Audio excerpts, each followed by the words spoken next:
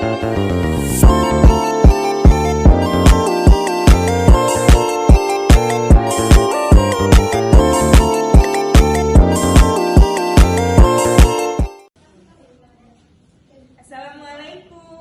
Waalaikumsalam warahmatullahi wabarakatuh. Baik anak-anak, gimana kabarnya hari ini? Alhamdulillah baik, Bu. Nah, untuk mengawali pembelajaran kita hari ini, mari kita sama-sama berdoa dulu. Nah, siapa yang mau memimpin doa?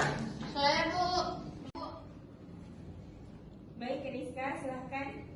Baik, untuk mengawali pembelajaran kita hari ini, mari kita sama-sama membacakan doa belajar. Bismillahirrahmanirrahim. Baiklah, semoga dengan kita membaca doa tadi menjadikan berkah sehingga kita dapat mempelajari pelajaran dengan baik. Baiklah, sekarang Ibu mau absen dulu ya. Baik, Bu. Baik, Bu. Rizka Amanda, Hadir, Bu. Karina Dwi Hapsari, Hadir, Bu. Nisa Kanriza, Hadir, Bu. Nadila Risma. Hadir, Bu. Nah, sebelum melanjutkan materinya, mari kita saksikan dulu tentang laju reaksi dalam kehidupan sehari-hari. Kenapa agar membuat bisa menggunakan gula? Kita pasti menggunakan air panas agar gula lebih cepat larut. Mengapa demikian? Selain itu, kita juga dapat memilih menggunakan gula pasir dibandingkan gula batu agar gula lebih cepat larut. Mengapa demikian? Cepat atau lambatnya kelarutan gula dalam air berkaitan dengan laju reaksi dalam gula. Pada dasarnya, reaksi terjadi karena adanya kedudukan antar partikel reaktor. Namun, hanya kedudukan yang memiliki energi cukup yang dapat menghasilkan reaksi. Konsep laju reaksi dapat diterapkan dalam kehidupan sehari-hari maupun industri. Dalam industri, laju reaksi sangat dibutuhkan dalam produksi skala besar karena dapat memproduksi lamanya waktu reaksi menjadi kecil. Nah, jadi sekarang Ibu akan membagikan asesmen diagnosis kepada kalian.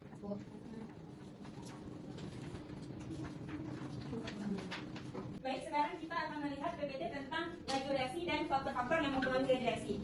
Nah, kita lihat dulu tujuan dan jadi tujuan pembelajaran kali ini yang pertama itu adalah siswa dapat menjelaskan faktor-faktor yang mempengaruhi laju reaksi dengan tepat. Yang kedua, siswa dapat menganalisis faktor-faktor laju reaksi berdasarkan teori tumbukan dengan teliti.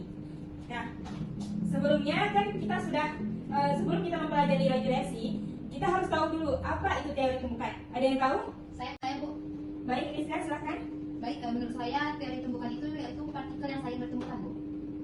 Bagus sekali, Rizka. Jadi benar sekali, teori tumbukan itu merupakan partikel-partikel yang saling bertumbukan. Namun dapat kita lihat lebih jelasnya bahwa teori tumbukan ini merupakan reaksi kimia terjadi ketika partikel-partikel reaktan yang saling bertumbukan dengan energi yang cukup tinggi dan sudut yang tepat. Nah, setelah kita mengetahui apa itu teori tumbukan, nah sekarang kita mencari tahu nih apa itu laju reaksi.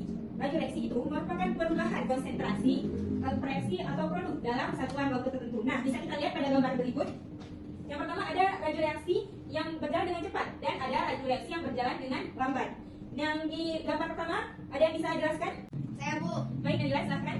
Gambar yang pertama itu laju reaksi cepat karena kembang api itu kan pasti bakal langsung dia keluar apinya, jadi cepat. Sedangkan gambar yang kedua itu mobil yang berkarat itu kan membutuh waktu yang lama, dia baru nanti berkarat semua, itu makanya reaksinya lambat.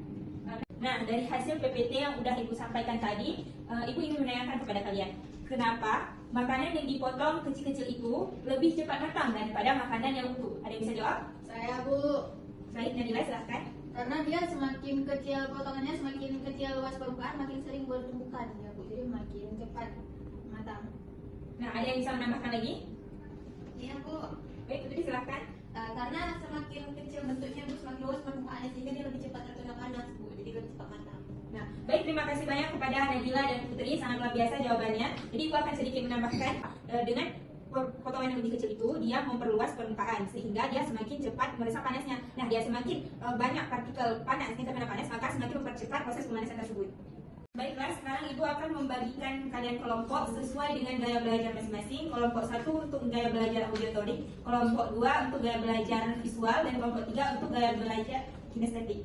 Nah, sekarang Ibu akan membagikan kelompoknya.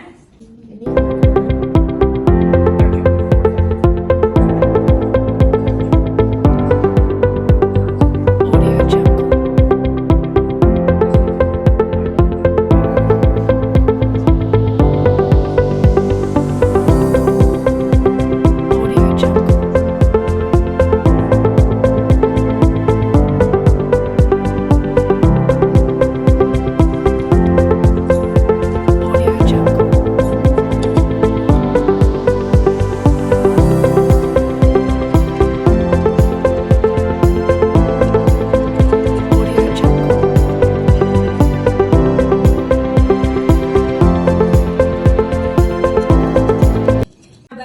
sekarang kita sudah siap ya waktu diskusinya. Sekarang waktunya untuk mempresentasikan hasil kelompok.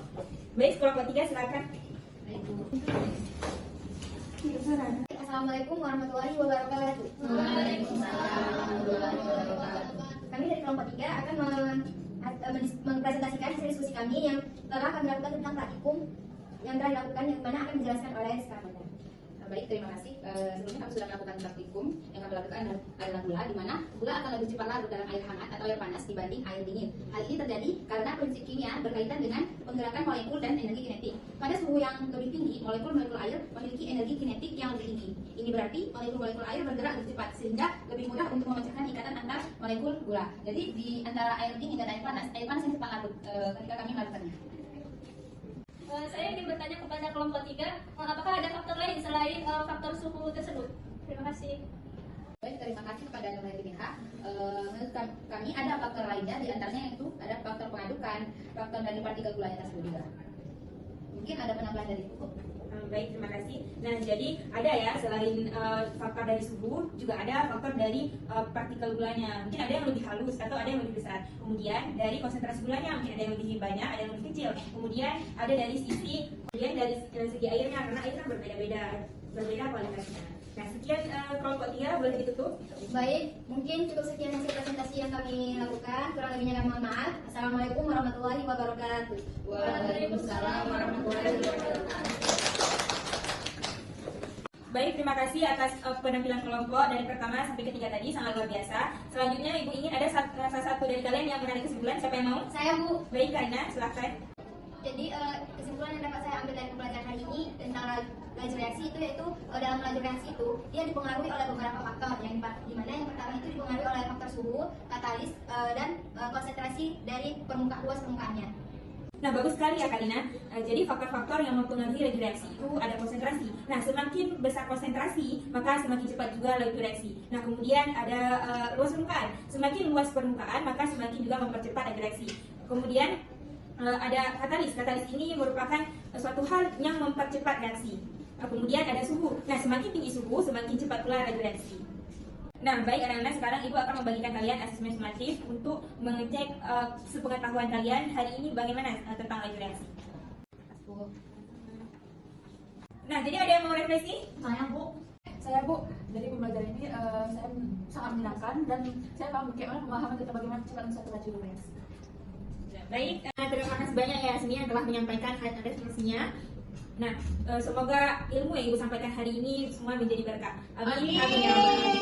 Sekian dari pembelajaran hari ini. Assalamualaikum warahmatullahi wabarakatuh. Waalaikumsalam.